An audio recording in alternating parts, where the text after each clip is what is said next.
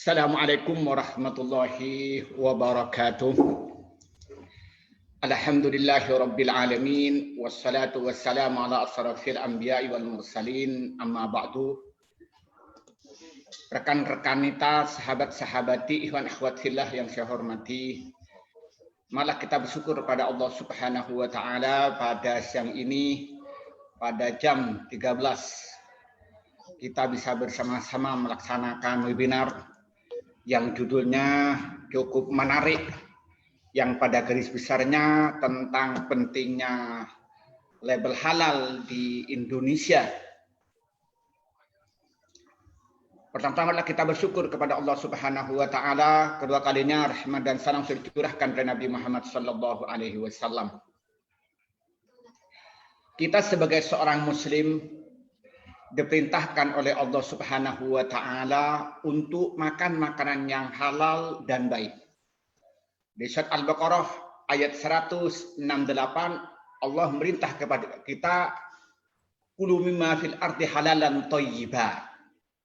Kita diperintahkan makan sebagian apa yang ada di muka bumi ini halalan thayyiba, halal dan baik. Dan kita tidak boleh ikut dengan cara-cara setan, wala tatabi'u khutuwatis syaitan. Yang menjadi pertanyaan kepada kita ini sebagai kita penduduk Indonesia yang mayoritas beragama Islam, menurut statistik yang terbaru itu 83% beragama Islam. Kalau berarti diestimasikan kurang lebih sekitar 200 juta itu beragama Islam. Bagaimana caranya supaya penduduk Indonesia yang beragama Islam ini betul-betul mendapatkan makanan-makanan yang halal. Maka karena itu kita jadi penting kita bicarakan tentang logistik halal untuk Indonesia sebagai pusat rantai nilai halal global. Di mana Indonesia ini sebagai pusat halal global. Kenapa? Karena Indonesia merupakan negara penduduk terbesar di dunia beragama Islam.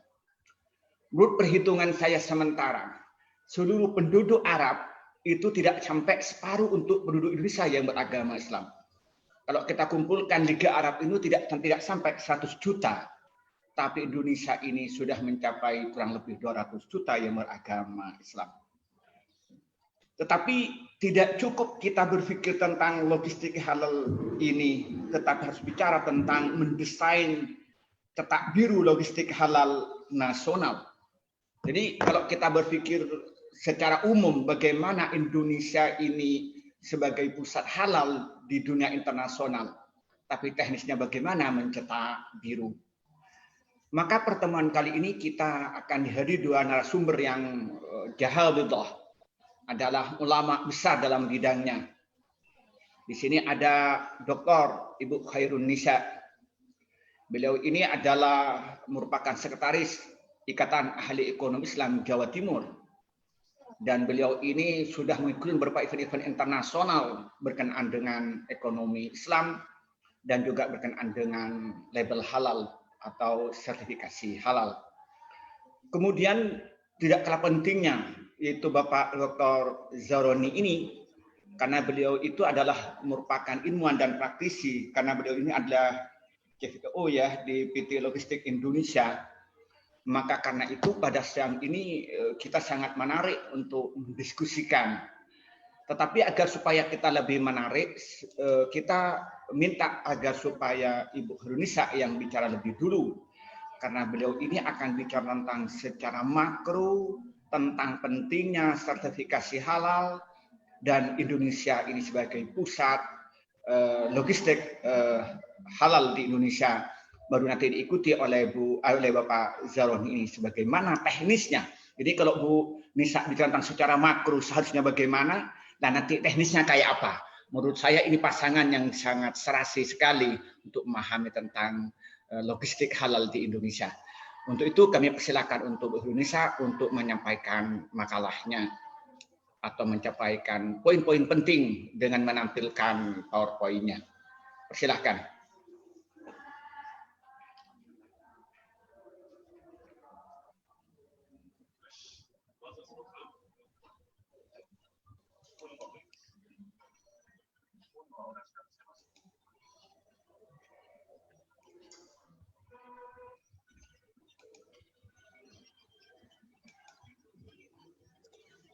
Silakan Ibu untuk menampilkan. Kok hilang lagi? Ya sebentar disuadut. Ya. Kelihatan ya sudah? Ya terlihat. Persilahkan. Oh ya. Tadi nggak jalan. Ya, Assalamualaikum warahmatullahi wabarakatuh. Waalaikumsalam warahmatullahi wabarakatuh. Terima kasih Gus Wadud. Ini seri keempat dari seri dialog IAI Jawa Timur. Hari ini sebetulnya pembicara utamanya adalah Dr. Zaroni. Kebetulan saya partner menulis dengan beliau, sehingga mungkin lebih tepatnya saya sebagai pembuka sekaligus ya menyampaikan tentang logistik halal ini tidak banyak dibahas di dalam diskusi-diskusi ketika kita bicara tentang ekosistem rantai nilai halal baik global maupun nasional. Saya kira memang tidak banyak orang yang berkecimpung di sana atau yang punya kompetensi untuk bicara itu, dan saya juga belum lama sebenarnya berkenalan dengan Pak Zaroni. Ini gara-garanya dapat amanah untuk menulis di Bulletin Insight miliknya KNKS. Kemudian saya mencari siapa ya yang bisa ikut praktisi yang bisa saya ajak untuk menulis bersama. Itu ketika cari tentang logistik halal, itu di googling, itu nomor yang awal-awal muncul di baris-baris pertama itu namanya Pak Zaroni. Dan saya butuh 1 bulan untuk bisa berkenalan dengan beliau. Ya alhamdulillah banyak hikmahnya, diantaranya dengan menulis buku logistik halal yang insya Allah akan terbit tahun ini. Itu di flyer juga sudah ditulis buku yang akan kami terbitkan tahun ini. Ini 24 ya gabung, Mbak. 24. Ini agenda yang ingin saya sampaikan. Saya tulis dalam bahasa Inggris teksnya, tapi saya narasinya dalam bentuk bahasa Indonesia ketika menyampaikan secara lisan, karena pengalaman dari seri ketiga ternyata ada peserta dari India, Pakistan itu yang ikut bergabung di dalam seri dialognya kita. Itu juga tidak kita sangka, sehingga teks dalam PPT saya tulis dalam bahasa Inggris. Ini agenda pertama yang ingin saya ceritakan tentang fenomena halal. Halal di sini saya menggunakan tanda kutip karena halal di sini bisa mengindikasikan bagaimana tingkat literasi atau pemahaman publik terhadap label syariah atau label halal yang ada belakangan ini. Ini kita pahami bersama kalau di Indonesia, saya kira juga di internasional, sektor keuangan menjadi motor untuk ya motor industri halal, ekonomi syariah secara umum. Kemudian sekarang terakhir kita melalui Perpres nomor 28 tahun 2020, KNKS yang dulunya melalui peraturan Presiden nomor 91 tahun 2016 itu sudah dicabut dan kemudian sekarang menjadi KNEKS, next. Ada kata ekonomi yang dimunculkan di dalam lembaga ini. Ini artinya kita pemerintah tidak hanya memberi perhatian kepada sektor keuangan saja, tetapi juga bagaimana bisa menjembatani sektor keuangan dengan sektor ekonomi, sektor real. Ini berikutnya, ini di halal fashion, halalnya saya kasih tanda kutip, diikuti dengan beragam produk di bidang ini ya, yang menggunakan bau-bau halal. Ya, bau-bau halal itu artinya ya mungkin tagline-nya, termasuk ini kayak kaos sudah mulai ada narasi-narasi yang menggunakan berbau religi, sehingga kita kategorikan makna halal bisa diwujudkan dengan berbagai rupa. Ini yang rame di waktu lalu, tapi kemudian sudah ada klarifikasi, maksudnya jilbab halal, bukan jilbabnya yang halal, tapi kainnya. Ini kita bisa melihat. Terus berikutnya ini kita bisa lihat laundry. Jadi ada masyarakat di kita memaknai halal juga diikuti dengan berbagai usaha, unit usaha di rumah tangga maupun mungkin lingkup UMKM itu banyak sekali. Kalau di googling kita bisa menemukan beragam logo yang mengklaim bahwa produk atau jasanya adalah sudah halal. Ini di Tulung Agung, saya kira banyak sekali yang lucu-lucu, mensucikan baju sekaligus mensucikan jiwa. Ini di Tulung Agung ada cucian istri memang bersih dan wangi, tetapi Anda akan menjadi suami yang berbudi bila meringankan kerja sang istri dengan laundry di sini. Ini dia juga menawarkan produk laundry syariah. Kita selanjutnya loncat ke, bentar. Nah ini tadi sudah. Nah ini ojek. Ini juga sebelum ramai pandemi sudah ada bapak-bapak yang memberikan pembatas dengan antara driver dengan penumpang. Kemudian juga ini ada Kisana ini ojek yang juga memberikan layanan syariah menurut pemiliknya di sekitar Jabodetabek. Ini Ojeksa di Purwakarta. Gojek setelah ada pandemi, kemudian juga ada aturan protokol kesehatan juga memberikan partisi atau pembatas. Ini kita bisa lihat bagaimana halal dipahami oleh publik. Kemudian selanjutnya ini untuk yang tadi yang ikhwan atau yang laki-laki, ini yang perempuan. Di Aceh ada ojek syariah Koala, ojek Nangro, terus Mbak Jack ini di Banjarmasin, Ojesa di Lampung, Ojesa di Surabaya, Fatimah ini di Yogyakarta, Pak Zaroni ada ojek syariah untuk perempuan di Jogja, ini dari kawanan mahasiswa UGM.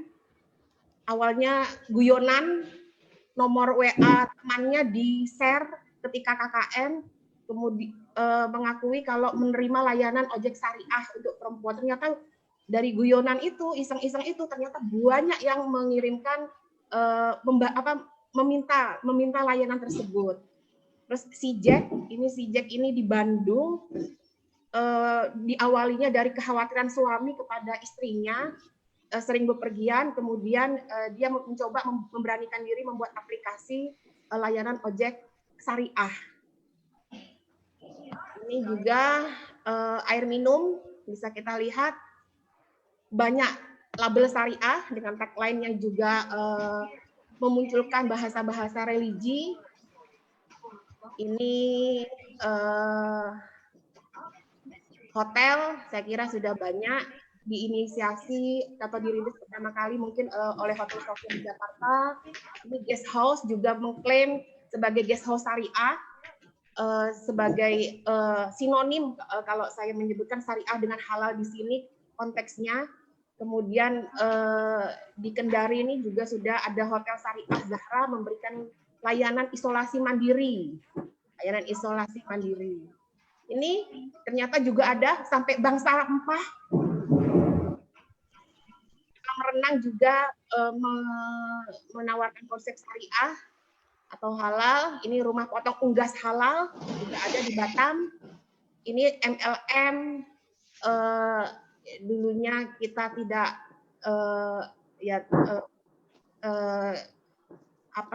produk-produknya mungkin tidak menggunakan promosi dengan menggunakan label syariah, belakangan juga ikut serta di dalamnya. Ini sarung tangan juga sudah bersertifikasi halal, ada sertifikasi halal. Kemudian fenomena lainnya, ini mungkin rumah sakit sudah ada rumah sakit syariah, kulkas halal, sertifikasi halal. Ini saya ingat betul ketika awal pertama kali muncul kulkas syariah atau kulkas bersertifikasi halal ini di grup IAEI Jawa Timur itu ada yang menyeletuk sedikit-sedikit syariah, semua dibisniskan syariah. Kemudian oleh salah satu pengurus yang juga kebetulan adalah pengurus MUI Jawa Timur itu menjelaskan kenapa kulkas penting untuk bersertifikasi halal, karena dia menjadi tempat penyimpanan bahan-bahan yang dikonsumsi oleh manusia. Hal seperti ini yang saya kira perlu kita memberikan literasi bagaimana halal tidak hanya sekedar masalah makanan semata. Nah, ya ini paling tidak gambaran bagaimana publik atau masyarakat, baik dari tingkat korporasi hingga ke level terbawah sekitar kita itu memaknai gaung halal atau gaung syariah ke dalam usaha-usaha mikronya, mikro kecil menengah dengan berbagai rupa yang beragam. Ini kemudian saya masuk ke ekosistem rantai nilai halal. Ini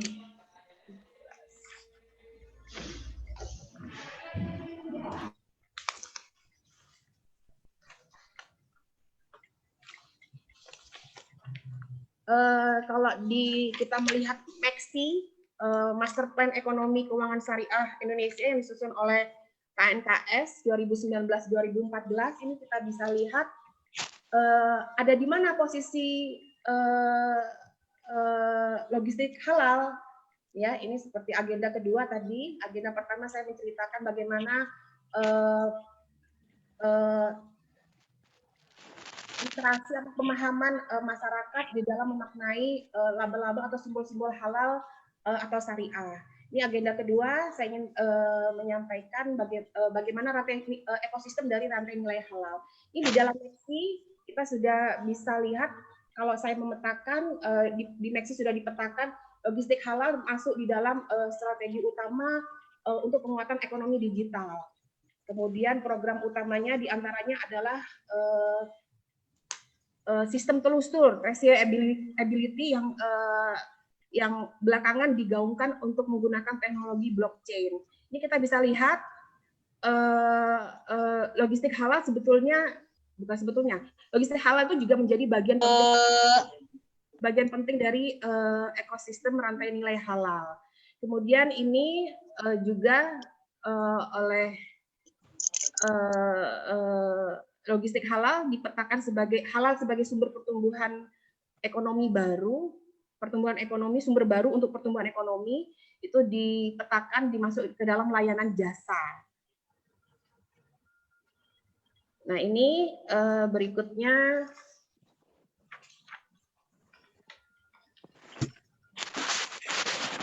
ada beberapa pemikiran tentang logistik. Ini kemudian di buku kami kita sudah masuk ke era 8. Era ke-8 ini adalah era logistik halal. Pertama, dari berbagai era ini kami melihat, saya melihat kita sudah untuk pemikiran tentang era logistik sudah masuk pada era halal. Ini juga tidak sekedar euforia saja, tapi memang banyak indikasi yang menunjukkan bahwa halal hari ini menjadi sesuatu yang untuk dipertimbangkan di masa depan. Kayak logistik sendiri, produksi juga sekarang ini ada lagi circular economy, itu juga ya fenomena-fenomena masa depan, apalagi terjadi pandemik yang kemudian kesadaran untuk beragama, kesadaran untuk memilih sesuatu yang baik, bersih, itu semakin baik. Lanjut ke ini, langsung saja ke logistik halal sebagai salah satu mata rantai di dalam ekosistem rantai halal. Ini areanya ada di mana saja. Saya kira setiap korporasi atau setiap perusahaan, setiap institusi bisa mengembangkan area-area sesuai unit usahanya dan sejauh mana dia bisa menjangkau untuk memberikan layanan jasa logistik halal itu beragam. Tapi ini paling tidak sebagai gambaran kalau untuk logistik halal di antaranya ya paling banyak mungkin transportasi, karena dari biaya harga retail barang itu sekitar 40% itu berasal dari biaya logistik yang didominasi oleh sektor transportasi. Itu sebabnya ketika kita bicara produk, barang dan jasa, itu kita nggak bicara tentang logistik. Logistik itu apa sih persisnya, dari mana ke mana, apa berbentuk apa, itu nanti Pak Zaroni akan menceritakan. PPT-nya juga sudah saya share, baik punya saya dengan punya Pak Zaroni.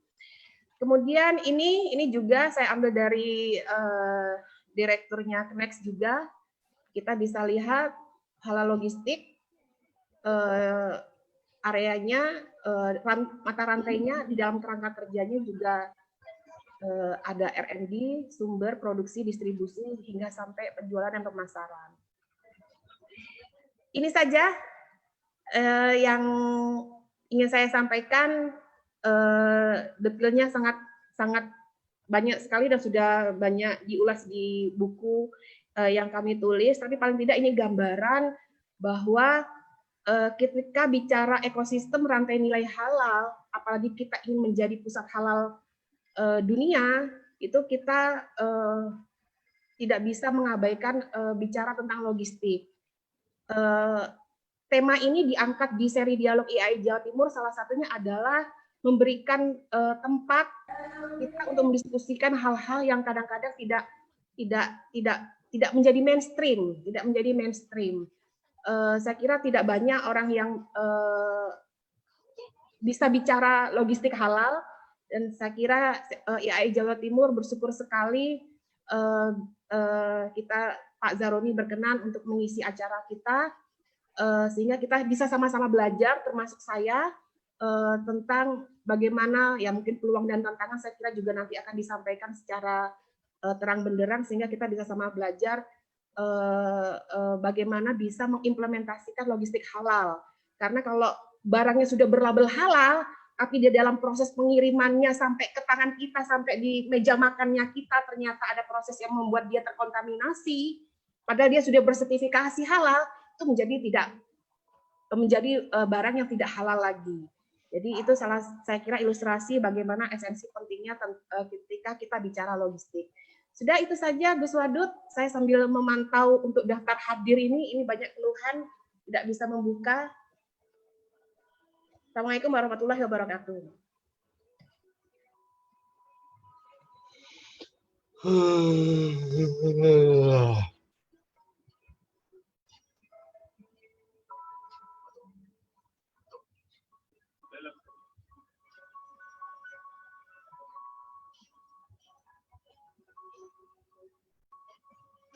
Gus Wadud masih mute. Ya, terima kasih Bu. Jadi ada mungkin perlu penjelasan untuk orang awam gitu ya, atau yang memang orang yang tidak konsen di bidang label halal ini. Ada beri kesan begini, bahwa pihak terkait terutama MUI ini sekedar memberikan label saja. Jadi dia tidak menjelaskan bagaimana proses label halal ini terjadi. Jadi bukan sekedar labeling, tapi ada proses-proses bahwa secara syariat itu bertanggung jawab, secara medis bertanggung jawab, dan pada akhir juga bertanggung jawab. Coba diceritakan proses label halal itu dilakukan oleh pihak-pihak yang berwenang. Silakan. Kalau di Indonesia memang kita masih banyak berkutat tentang sertifikasi, Gus Wadud. Saya tidak pegang data, tapi mungkin tidak sampai 5% UMKM itu yang sudah bisa mengakses produk halal. Maksud saya sertifikat halal. Untuk sektor logistik sendiri, saya tidak punya pegang data juga berapa pastinya, berapa jumlah data perusahaan logistik, mulai dari level besar hingga level menengah.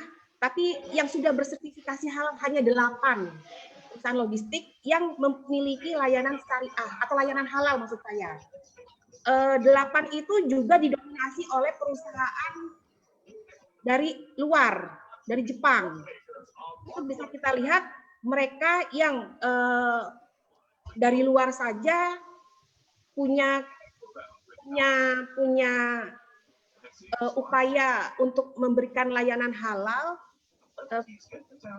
Saya yakin itu juga motif ekonomi, artinya bisa melihat ada peluang bisnis di situ juga terjadi, sehingga mereka dengan kaki tangannya menyebarluaskan secara ke berbagai negara termasuk Indonesia untuk mendirikan perusahaan logistik dengan layanan halal. Saya kira memang itu tugas kita bersama, apalagi sudah ada DPJPH yang punya kepentingan atau yang diberi amanat oleh undang-undang untuk masalah sertifikasi halal. Saya kira memang ini masih perjalanan panjang. Undang-undangnya mulai 2019 kemarin, 17 Oktober sudah harus diberlakukan, itu diutamakan kepada sektor makanan dan minuman. Ya kita masih berkutat kepada proses memiliki sertifikat halal, saya kira. Tetapi filosofinya itu yang perlu kita hadir untuk memberikan literasi. Di satu sisi halal ini tidak hanya sekedar bicara fikih agama, tidak bicara agama saja, tapi di sini juga bicara teknologi, bicara tentang ilmu pengetahuan umum, bicara tentang ya kedokteran dari sisi medis, higienitas, terus kemudian manajemen bisnis dan ekonomi. Itu juga kita masuk ilmu bidang-bidang ilmu tersebut, disiplin ilmu tersebut di dalam ketika kita bicara konteks halal. Tapi hari ini ya kita masih perjalanan panjang menuju ke arah sana. Sudah, saya kira itu saja, Gus Wadud. Ya, terima kasih.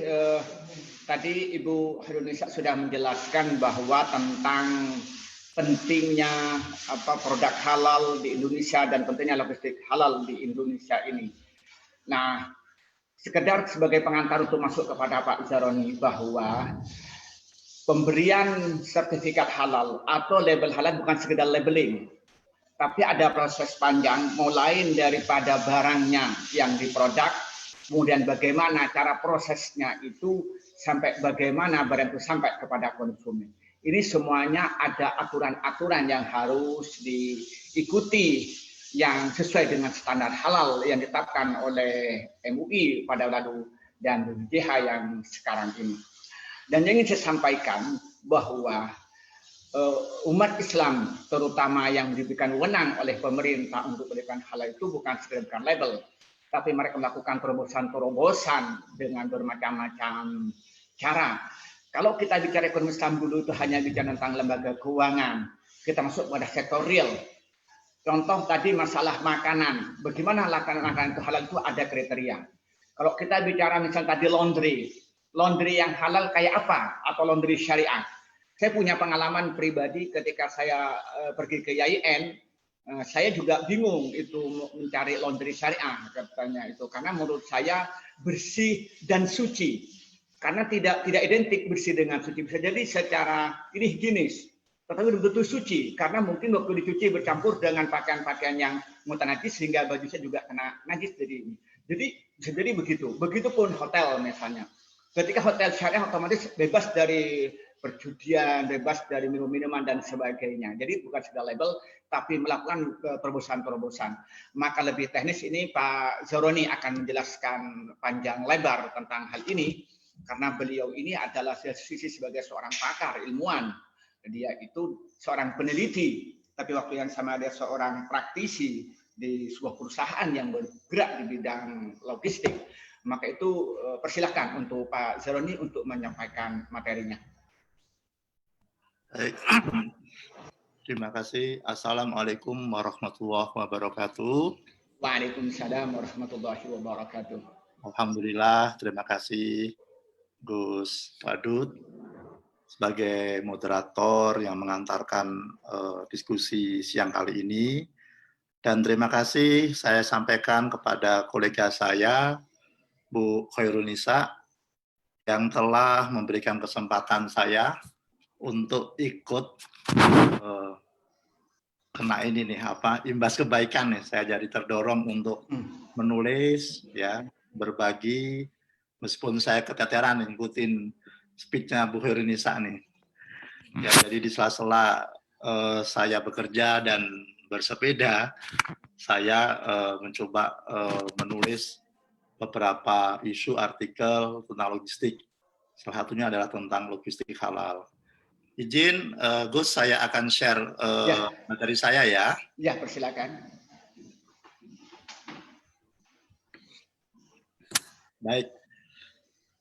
Sesuai dengan topik kita kali ini, ya, kami akan mencoba mengajak peserta semua untuk membuka wawasan nih, dengan harapan nanti pun sebagai inspirasi perubahan nih tentang pentingnya logistik halal di Indonesia. Nah, tadi Bu Hoirinisa memberikan banyak ilustrasi nih di keseharian kita, ya, mulai dari laundry, mulai dari angkutan ojek, ya kan, hotel, fashion, semuanya, ya, yang menyadarkan pentingnya kehalalan, ya, tidak hanya kandungan produknya, tapi proses bagaimana produk, service itu dideliver sampai konsumen. Nah, perspektif halal ini luar biasa luasnya, ya. Kita bisa melihat dari aspek syariah, ya kan, sebagai suatu mandatori atau pedoman yang luar biasa indahnya diamanahkan, ya, oleh agama kita, ya, agama Islam khususnya, tentang pentingnya halal suatu produk. Jelas di sana. Tadi Gus Fadud mengantarkan dalam suatu ayat Al-Quran, ya. Nah, kita juga bisa melihat dari perspektif ekonomi nih, ya. Tadi mengapa dari 1.300 perusahaan logistik di Indonesia, ya, yang beroperasi di Indonesia hanya ada kurang lebih 8, kurang dari 10 perusahaan logistik yang menyediakan layanan logistik halal. Nah, tentunya ini didorong oleh motivasi ekonomi, ya, mungkin untuk orientasi ekspor yang mengharuskan negara-negara konsumen muslim mengharuskan prosesnya halal. Nah, seperti itu. Ya, baik, izin saya memperkenalkan lebih detail. Tadi Gus Fadud mengenalkan, ya, juga Bu Iis, ya, menerangkan tentang saya.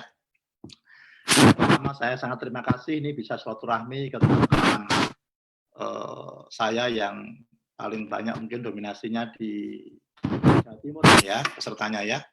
Dan saya juga lihat tadi ada peserta dari Jakarta, ada Mas Riki dari PPM, beliau juga pakar logistik, ya. Ini tentang saya saat ini sebagai salah satu direktur di Pos Logistik Indonesia, anak perusahaan Pos Indonesia, khususnya di bidang solusi logistik dan supply chain. Kemudian di asosiasi saya juga aktif di Alfi dan Supply Chain Indonesia di divisi riset dan juga consulting. Nah, kemudian kemarin saya di Prastia Mulia dan juga di Yogyakarta, Fakultas Teknik Industri UII. Nah, ini adalah beberapa buku yang kami rilis, gitu ya, semata-mata adalah untuk berbagi, untuk mendorong literasi masyarakat tentang logistik khususnya, dan insya Allah tadi disampaikan oleh Bu Iis, ya, di tahun ini insya Allah akan terbit buku logistik halal yang kami tulis berdua. Nah, baik, mengantar topik diskusi tadi disampaikan sangat makro dan sangat komprehensif oleh Bu Iis. Nah, saya mencoba melihat 3 isu ini. Pertama adalah mengapa, ya, jadi mengapa logistik halal itu penting, ya. Kemudian kita masuk lebih spesifik apa lingkup halal logistik. Kemudian bagaimana kita mendesain secara operasi maupun desain secara nasional, ya, sehingga gagasan ataupun ide ataupun gaung tadi yang boleh disampaikan ini menjadi nyata atau menjadi gerakan yang masif gitu ya, gerakan yang membumi ya, sehingga kita sebagai umat Islam mendapatkan produk yang terjamin kehalalannya, tidak sekadar isi kandungan ya, tetapi juga prosesnya, ya kan? Nah, baik, izin saya slide-nya agak detail nih ya, dengan tujuan supaya bisa dibaca ulang gitu semata-mata itu, ya. Jadi pertama kita lihat pentingnya logistik halal. Produk halal telah menjadi kebutuhan penting bagi pemeluk agama Islam ya di seluruh dunia, gitu kan? Dan di negara kita telah membuat suatu undang-undang ya, yang mana negara perlu menjamin setiap pemeluk agama dalam beribadah ya dan menjalankan ajaran agamanya dengan memberikan perlindungan dan jaminan tentang kehalalan produk yang dikonsumsi dan digunakan oleh masyarakat. Jadi negara menjamin bahwa setiap penduduknya, setiap warganya dapat melaksanakan agama ibadah secara kafah, termasuk halal di sini adalah bagian dari pelaksanaan ibadah. Nah, produk di sini bisa berupa apa saja, bisa berupa barang, bisa berupa jasa, ya kan, makanan, minuman, obat, farmasi, kosmetik, produk kimiawi, produk biologi, produk genetik, serta barang gunaan yang digunakan oleh masyarakat. Jadi sangat luas dimensinya. Nah, definisinya adalah produk tersebut halal atau syariah bila sesuai dengan syariah Islam. Ya kan? Nah, halal di sini satu yang dibolehkan, diizinkan untuk dikonsumsi sesuai syariah. Tadi Gus Satu mengantarkan dalam surat Al-A'raf ya dan surat Al-Baqarah sangat jelas di sana, dan Allah menghalalkan bagi mereka segala yang baik dan mengharamkan bagi mereka segala yang buruk. Iya. Jadi kita diminta untuk makan yang halal lagi baik, halal thayyibah, dari apa yang terbaik di bumi. Sangat luar biasa dalam pesannya. Nah, secara substansi, kita mungkin ini sedikit pengantar ya bagi teman-teman untuk merefresh kembali. Produk halal itu kalau zatnya halal, zat ya di sini. Jadi produk yang dari dasarnya memang halal dikonsumsi. Ini sudah diatur dalam Al-Quran dan hadis. Jadi memang secara substansi memang zatnya halal. Yang kedua, cara memperolehnya. Diperoleh dengan cara yang baik dan sah. Nah, produk akan menjadi haram meskipun halal kalau cara memperolehnya itu dengan cara yang batil atau merugikan orang lain dan dilarang oleh syariah. Nah, yang ketiga adalah cara pengolahannya. Produk yang semula halal dan akan jadi haram manakala pengolahannya tidak sesuai dengan syariah agama. Nah, inilah yang akan kita bahas. Ya, jadi bisa jadi secara zat halal, cara mendapatkannya halal, namun prosesnya, ya proses produk itu dibuat sampai dikonsumsi ke konsumen, ya ke pengguna akhir, rumah tangga, bisa jadi haram. Nah, inilah. Jadi di sini mengantarkan kita untuk melihat betapa pentingnya logistik halal. Ya, mensyaratkan adanya proses produk halal, mencakup rangkaian kegiatan, ya mulai dari pengolahan, penyimpanan, pengemasan atau packing, distribusi, penjualan, sampai penyajian di rak atau di meja di meja makan. Itulah inti dari logistik dan supply chain, ya, dari farm sampai ke meja makan. Sangat panjang rangkaiannya. Nah, dari sini berkembang, ya, pentingnya tracing produk, pentingnya kita masuk kepada perspektif logistik. Karena apa? Produk bisa sampai ke konsumen, sampai kita sebagai konsumen akhir, kalau ada kegiatan logistik, ya, mulai dari fasilitas port, pergudangan, ya kan, fasilitas transport, angkutan, sampai penyajian di rak, retail, sampai ada di meja makan untuk siap kita konsumsi, kalau produk pangan. Demikian juga produk lain, fashion, farmasi, ya, service, semuanya butuh logistik, semuanya butuh pergerakan barang dari origin sampai ke destination, itu logistik. Baik, nah sebelum masuk teknis kita coba lihat perspektif supply chain. Jadi supply chain atau rantai pasok sebenarnya menggabungkan 3 flow atau aliran informasi, tiga aliran, ya, atau 3 arus. Pertama adalah adanya supply chain kalau ada informasi yang memerintahkan. Ya, kita bisa lihat ada order dari pembeli, order dari pengirim barang, itu menggerakkan, informasi menggerakkan, ya. Tanpa informasi maka tidak ada pergerakan produk. Baik, mungkin suara saya terdengar masih bagus jaringannya.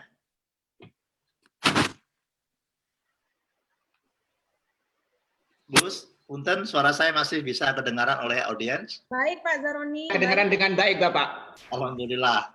Ya, khawatir jaringannya kurang bagus sehingga kurang didengar dengan baik, gitu ya. Nah, dari supplier pemasok ke titik akhir drop point di sini, ya. Jadi ada manufaktur di sana, ada distributor di sana, retailer sampai kepada titik akhir. Yang kedua adalah aliran material. Ini bisa bahan baku, bisa barang dalam proses atau intermediary sampai kepada finished good, barang akhir. Nah, yang ketiga adalah aliran uang di sini. Ya, jadi ini karena ekonomi, ya. Jadi produknya nanti jasanya terukur dalam bentuk uang, ya kan? Di sini kita ada piutang, ya, ada utang, ya, ada metode payment-nya, ada invoice, gitu kan? Ini adalah financial flow. Nah, ini supply chain. Jadi menggabungkan 3 aliran penting dalam ekonomi, dalam produksi, yaitu informasi, material, dan finance. Ya, nah di situ membutuhkan apa? Fasilitas. Jadi di situ adanya fasilitas, seperti adanya depo, pabrik, pelabuhan, jalan raya, ya kan? Jaringan telekomunikasi itu fasilitas dalam logistik, gitu ya. Nah, dalam supply chain tujuannya adalah 7 sasaran sampai konsumen, ya, tepat jenis barangnya, tepat kuantitasnya, tepat kualitasnya. Nah, inilah dimensi halal itu, kualitas, ya. Sungguhnya sudah menjadi isu dalam logistik. Kualitas adalah halal dan thayyib, ya. Namun halal tidak sekedar kualitas karena mensyaratkan dimensi syariah di sana, ya, suci, gitu kan, tidak sekedar hanya bersih. Ya, baik. Sekarang kita masuk logistik halal. Apa itu logistik halal? Yaitu proses mengelola pengadaan, pergerakan, penyimpanan bahan, ya kan, ternak, atau produk jadi, produk dalam proses, bisa makanan, non makanan, ya kan, dengan standar umum prinsip hukum syariah. Kalau dalam supply chain logistik kita kenal ya ISO syariah. Seperti apa kita mengoperasionalkan syariah dalam praktek terbaik logistik, itu poinnya. Ya, ini adalah pemikiran untuk upaya ijtihad ilmuwan ya, ataupun para ahli ya bergabung di sana, ahli fikih, ahli logistik, informasi, keuangan ya, memastikan bahwa rantai pasokan itu halal. Ya, apa tujuannya? Yaitu memastikan integritas ya halal dari produk halal, memang syaratnya diolah halal, cara dapatkannya halal, dan sampai ke konsumen akhir juga halal. Nah, jadi nggak hanya berhenti di zat ataupun proses pengolahan, tapi juga sampai ke konsumen akhir. Nah, sehingga beberapa peneliti ataupun ulama, ya, ilmuwan, membuat definisi yang lebih khusus nih, yaitu perintah atau kontrol mengendalikan arus barang dalam sistem rantai pasokan sehingga terjamin integritas halal di seluruh rantai pasokan. Ya, ini ya. Baik. Nah, sekarang seperti apa ya? Mengapa tadi diantarkan nih? Hal ini sudah lintas agama sebenarnya, karena dimensinya sangat luas ya. Bisa masuk dimensi ekonomi. Kalau ekonomi ini adalah luas cakupannya. Karena itu bisa menjelaskan kenapa para pelakunya sendiri justru banyak dari negara-negara non-Muslim. Ya, karena melihat peluang ini kan. Pertama nih, jadi siapa yang menjadi potensial market untuk membeli produk halal yang mengharuskan logistik halal? Pertama adalah kita nggak bisa pungkiri nih, ya bahwa Indonesia sebagai negara yang mayoritas lebih dari 87%, ya, atau kalau kita menggunakan sensus tahun 2010 sekitar 237 juta atau sebanyak 207 juta penduduk Indonesia adalah pemeluk Islam. Ya. Kemudian belum dilihat secara global untuk peluang ekspor.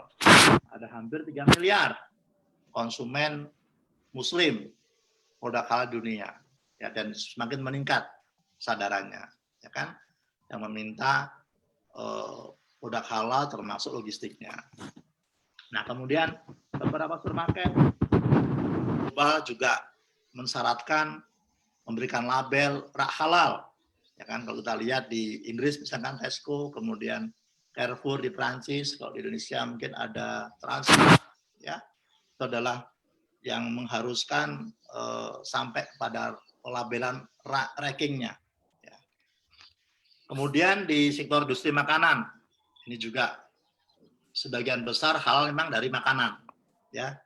Jadi utamanya untuk ekspor negara-negara yang muslimnya minoritas, misalkan di Prancis, kemudian di Jepang, ya, di UK, kemudian di Australia itu juga mengharuskan. Kalau kita mendekati secara ekonomi, ini peluang yang sangat besar, ya, harus masuk ke sana. Nah, kemudian halal juga tidak hanya untuk produk daging atau unggas, tapi juga makanan dan kosmetik. Misalkan perawatan, itu juga mengharuskan logistik halal. Nah, kemudian bisa jadi tadi ya produk halal ya menjadi haram kalau ini terkontaminasi. Nah, jadi kan untuk mengilustrasikan laundry tadi ya, karena terkontaminasi dengan najis, terkontaminasi dengan barang tidak halal atau barang haram, sehingga produknya otomatis menjadi haram atau dilarang. Nah, kemudian secara growth kita bisa lihat pertumbuhannya, ya, pertumbuhannya luar biasa, populasinya tadi ada kesadaran, kemudian cross border, pasar bebas, ya kan, dan dipicu nih, ya kita masih mengalami pandemi COVID ini memicu kita semua ya untuk concern terhadap halal dan higienis, bersih, suci, berkualitas. Itu adalah pesan-pesan global ya dalam masa pandemik ini. Nah, sehingga apa? Menimbulkan demand logistik halal. Ya, terutama pentingnya integrasi tadi, tracing ya, proses menghindari kontaminasi gitu ya. Di sini mulai dari penyimpanan, angkutan, packing sampai penyajian di rak dan seterusnya. Jadi menelusuri produk dari origin sampai kepada tujuan akhir. Ini peluang ya. Jadi para UKM ataupun para pegiat halal produk ini juga bisa menjadi driver atau menjadi pemicu ya, pemicu tentang pentingnya logistik halal. Baik. Nah, sekarang coba saya share prinsipnya apa sih gitu ya. Jadi kalau tadi sudah melihat mengapanya, kemudian gambaran prosesnya. Nah, sekarang kita lihat prinsipnya. Apa sih yang dimaksud dengan menjamin kehalalan? Nah, dalam konteks logistik itu kita lihat adalah selama proses kegiatannya. Ya. Jadi terminologi logistik ini adalah bagaimana mengelola pergerakan barang sebenarnya. Ya, pergerakan barang dari asal ya, point of origin sampai ke tujuan. Nah, dalam proses ini tentunya banyak aktivitas, fungsi atau fasilitas yang mereka gunakan. Ya kan? Mulai dari gudang, depo, terminal, plat angkut, pengepasan. Itu adalah harus dijamin bahwa produk tetap halal. Itu. Nah, bisa nggak sih produk halal menjadi haram kalau kita abai, ya kita ceroboh dalam proses logistiknya? Sangat mungkin terjadi, ya. Karena tidak paham dengan syariah atau mungkin semata-mata faktor tidak tahu, ya, atau faktor yang mengabaikan, ya. Jadi bisa jadi saat menyimpan di gudang dicampur produk halal dengan produk haram, ya. Maka ada kontaminasi. Demikian juga ketika melakukan handling, ya, alat angkutnya, packingnya, ya. Jadi peluang terjadi kontaminasi sangat-sangat tinggi. Baik. Nah, oleh karena itu rantai pasok sesuai syariat Islam. Ya, jadi menjamin tadi aliran dokumentasinya. Ini diperlukan suatu, pertama adalah standar, ya, standar halal logistik itu apa. Kemudian teknologinya bagaimana, yang memastikan tidak terkontaminasi.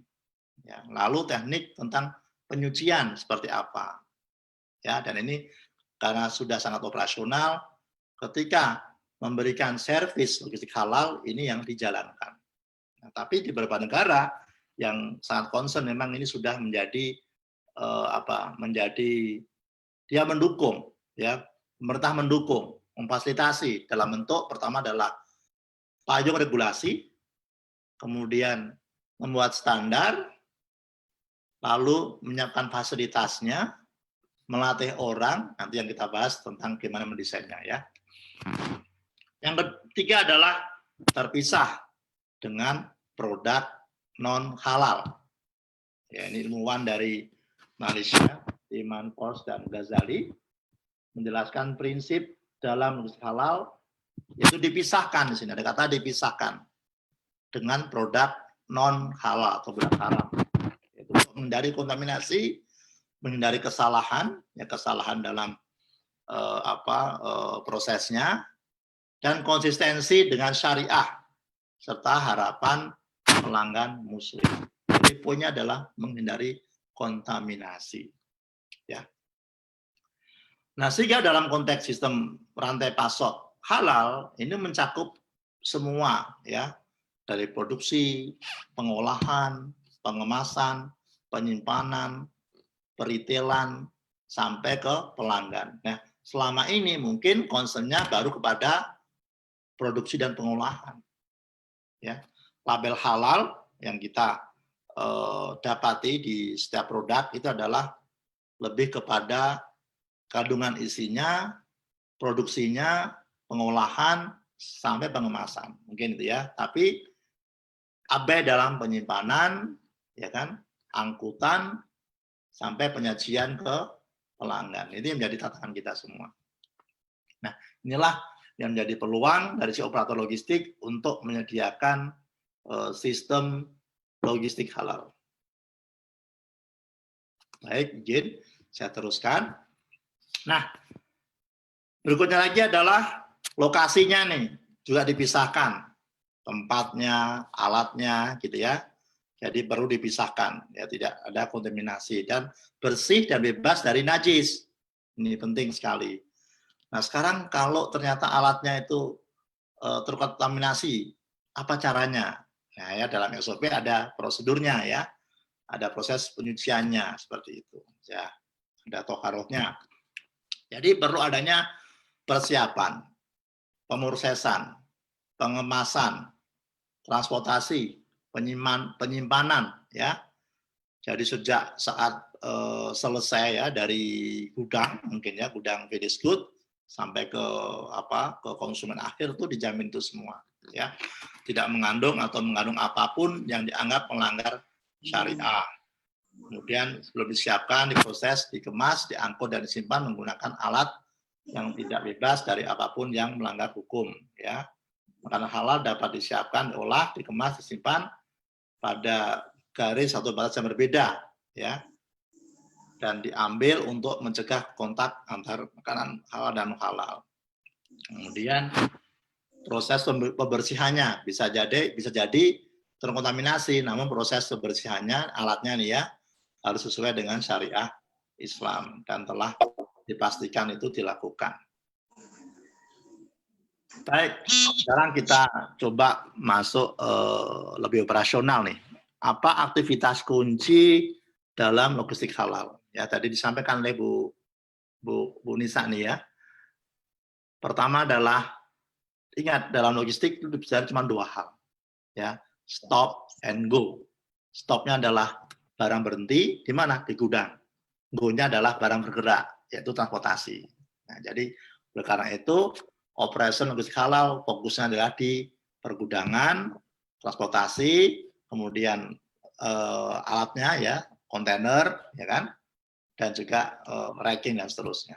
Jadi yang utama adalah pemisahan fisik, pemisahan barang, ya di saat proses menerima, kemudian memilah, ya menyimpan, dan juga ada logistik nilai tambah, yang labeling dan sebagainya. Ini penting di situ. Kemudian di operation aktivitas transportasi dipastikan tidak tercampur selama pengangkutan alat pengangkutan barangnya, ya mulai saat loading, ya ataupun saat muat, ya sampai kepada unloading atau bongkar. Nah, ini termasuk alatnya, forklift-nya, trolinya, paletnya, kan, kontainer ini tidak tercampur dengan produk. Kemudian membersihkan kontainer sesuai dengan syariah Islam, ya halal. Lalu penyimpanan, pengolahan, angkutan daging diinginkan. Nah, makanya kata kuncinya adalah adanya rantai cold chain, ya logistik rantai pendingin. Nah ini penting di situ karena barang-barang makanan sangat mudah rusak. Nah, disimpan di toko pendingin terpisah dari tempat misalkan penyimpanan babi atau penyimpanan produk haram lainnya. Jika daging diproses, dicincang, dipastikan mesinnya itu tidak digunakan, ya tidak digunakan mesin yang sama untuk mencincang bekas daging babi misalkan, itu akan terjadi kontaminasi. Ya. Nah, untuk memastikan itu maka perlu bat standar, ya bat standar yang menjamin bahwa semua proses produknya itu halal, gitu kan. Nah, kemudian ini karena di Indonesia masih relatif gaungnya ini meskipun sudah sangat lama ya, namun di bidang logistik ini agak tertinggal nih ya, agak kurang diperhatikan ya, dalam arti operationnya maupun implementasinya. Karena itu kami ya mendorong perlunya cetak biru ya logistik halal Indonesia. Nah, ini bicara ekosistem kan, karena apa, saat ini masih tahap sertifikasi pemberian halal pada produknya ya, belum masuk kepada proses logistiknya kan. Pemda itu ini promosi. Nah, karena itu diarahkan ini ya, pertama kami propose ini ya, mulai dari pengadaan bahan bakunya ini ya, tracking bahan bakunya ya, kemudian pergudangannya, transportasinya, distribusi, kemudian dikembangkan pada kawasan halal logistik park misalkan ya. Di kemarin beberapa daerah sudah mulai mempropos nih kawasan halal logistik ya. Kemudian juga mendorong entrepreneur halal ya. Nah, kemudian industri dan UKM produk halal didorong. Pengembangan ekspor produk-produk halal ini masih banyak peluangnya ya, selama ini disuplai dari negara-negara yang bukan dari produk Indonesia ya. Kemudian dukungan dari sistem keuangan ini karena bicara ekosistem tentunya kita lihat faktor-faktor pendukungnya, perbankan syariah dalam pembiayaan produk-produk halal termasuk logistiknya. Kemudian dari aspek komersial ini yang kami acu dari Profesor Togar dari ITB, ternyata banyak peluang nih. Jadi nggak usah khawatir ya, jadi dari sisi bisnis ada peluang yang sangat banyak. Pertama adalah jasa logistik third party dan third party logistik. Ya, ini dipropos oleh 8 perusahaan logistik di Indonesia yang beroperasi ya. Dan sebagian besar adalah perusahaan dari Jepang. Kemudian IT ini penting untuk tracking produk ya. Kemudian tadi logistik halal, masuk pemeliharaan asetnya ya, jasa konsultan lantai pasok, lalu perancangan dan pengadaan bahan dan sistem rankingnya, lalu pelatihan kompetensi ya sebagai operatornya, lalu jasa kebersihan ya, jadi jasa ini ya, penyuciannya ya, pemeliharaan fasilitas logistik. Jadi ini memberikan peluang yang sangat besar dalam konteks ekosistem logistik halal. Nah, kemudian seperti apa arah pengembangannya gitu ya. Jadi sesuai dengan tema kita adalah mendesain ya, jadi cetak biru tentunya perlu suatu master plan nih. Kalau di dalam ekonomi syariah sudah punya master plan secara global. Nah, dalam hal logistik ini perlu master plan. Seperti apa sih langkah-langkahnya? Nah, ini perlu mungkin didorong nih ya dari kalangan kampus ya, buat master plan untuk cetak biru logistik halal di Indonesia. Ya, apa isunya?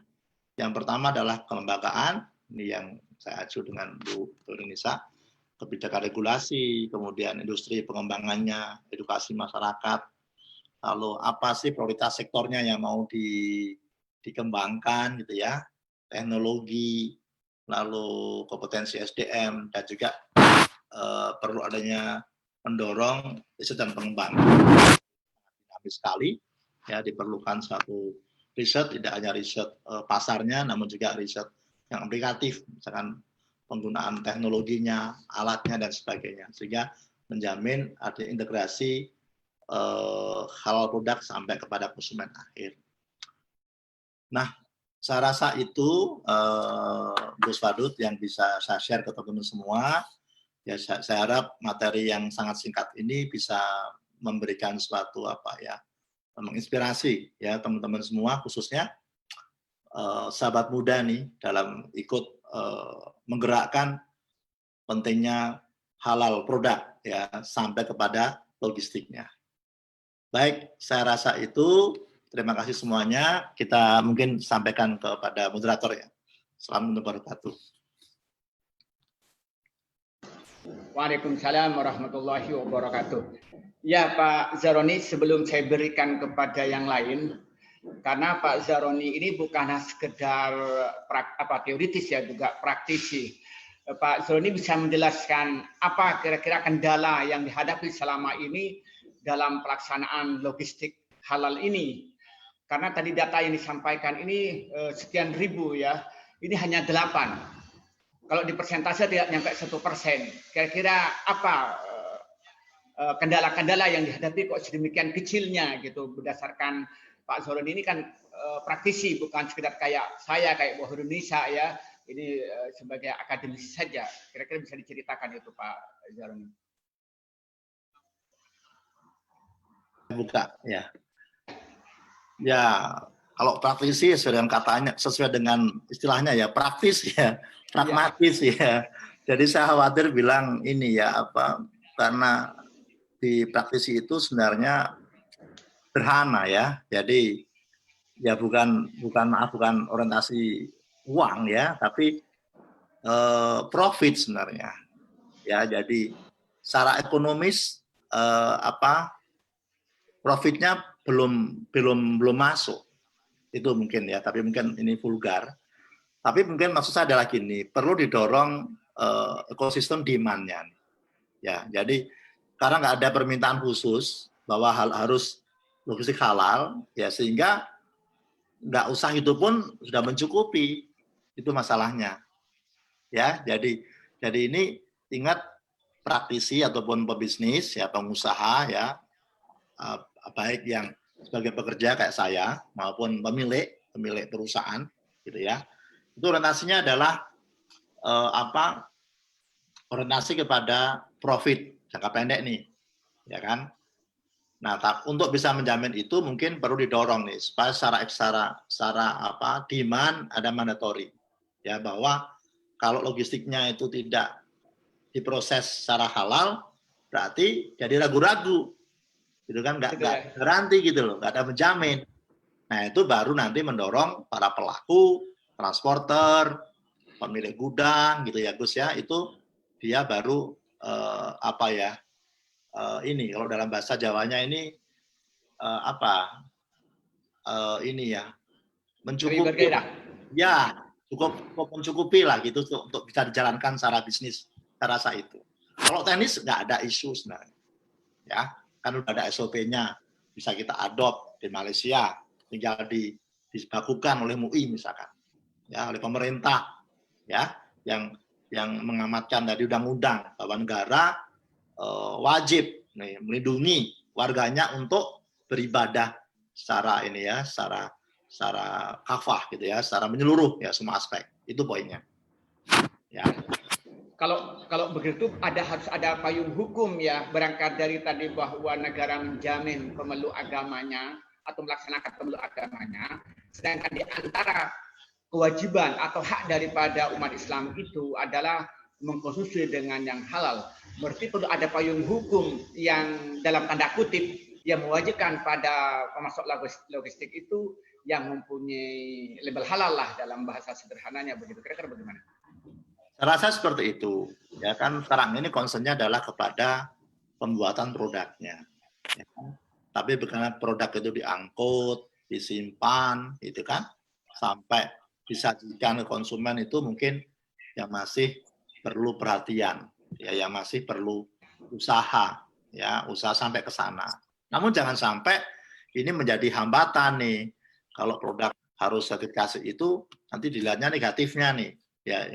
Bahwa regulasi kan selalu dipandang dua sisi nih. Regulasi untuk menjamin prosesnya itu konsisten, juga dimaknai regulasi itu sebagai larangan. Ya, jadi kayak dikekang. Nah itu juga nggak bisa. Ini adalah sebagai suatu agar konsisten, agar umat masyarakat mendapatkan hak produk itu halal ya secara integrasi. Poinnya itu. Ya, terima kasih. Ini ada Pak Denny mau tanya. Silakan Pak Denny, mic-nya dibuka Pak Denny. Silakan Pak Denny, sudah masuk? Ya Pak Denny. Oh, belum masuk ini. Barangkali yang lain ada yang mau tanya, silakan dibuka mic-nya atau memberikan kode tak pertanyaan. Yang lain? Oke, kalau belum saya kembali kepada Bu Indonesia. Ya, Ada, Pak. ya siapa? Toto Pak Toto Siswanto. Ya, Assalamualaikum warahmatullahi wabarakatuh. Waalaikumsalam warahmatullahi wabarakatuh. Silakan Pak Toto. Siang, salam sejahtera. Saya Toto Siswanto dari Bogor, Pak. Ya, silakan Pak Toto. Ya, pertanyaannya tadi pemapar Mas Daroni menyampaikan soal tracing produk. Jadi pertanyaan saya mengenai tracing dihadapkan pada mungkin mekanisme yang ada sekarang atau dari aspek regulasinya juga. Tadi di bagian akhir memang pemapar menyampaikan juga terkait dengan regulasi. Tapi yang saat ini sudah ada untuk memenuhi kebutuhan kita dalam hal logistik halal tadi, itu tracing ini regulasi apa yang sudah ada, Mas Roni? Kemudian dihubungkan juga dengan kelembagaan. Lembaga mana yang sudah bisa mengatur tracing ini? Kan ini bayangan saya cukup menantang nih untuk men-tracing produk halal. Karena bicara halal tadi bukan hanya produknya, tapi dari keseluruhan proses.